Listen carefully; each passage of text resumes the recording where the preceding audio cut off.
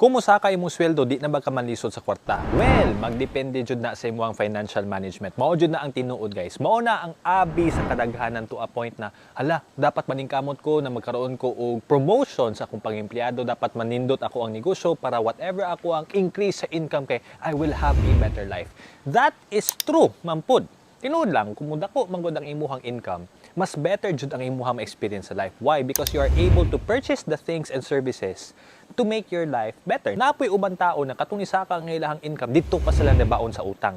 Katong gamay pa lang atong income napasigo-sigo pa nato sa tanan. Because our lifestyle was at that point. If your income was 10,000 pesos per month, maningkamot ta na tanan ato ang himuon, tanan atong gastuson kay atong isulod sa 10,000 pesos per month. Pero katong isa ka natong sweldo, ang 10,000 imong 15,000, ang automatic na kinaiya sa tao is that ay, nisaka akong income. So, pwede himuon, isaka ang gasto. Sa una, kung mag-inom ka og once a week, karon mahulog twice a week na.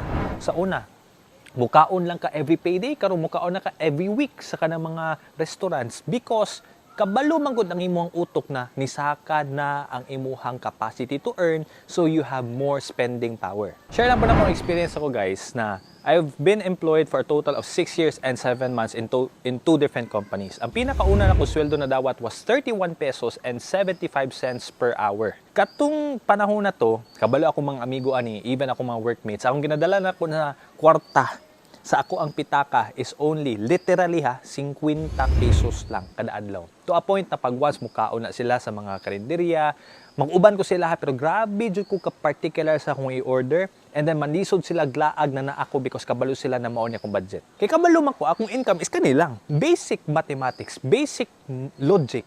Why would you spend money that you don't have? Then eventually, nisaka akong sweldo.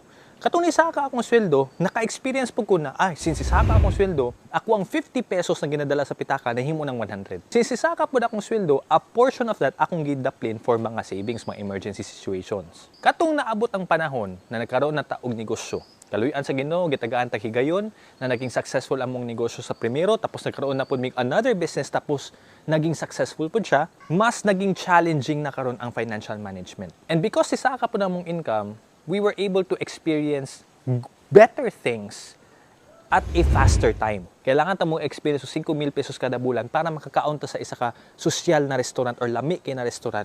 Karon maka-experience ta og kaon ana once a week. So ang imuhang time to save money has been reduced because of the amount of money that you're earning on a single month na. So that's a good thing. Ang question ako sa inyo is that kung musaka ang imong income or kung nisaka na imong income, how are you managing it para maging better ang imuhang financial state? Let me know your answers in the comment section.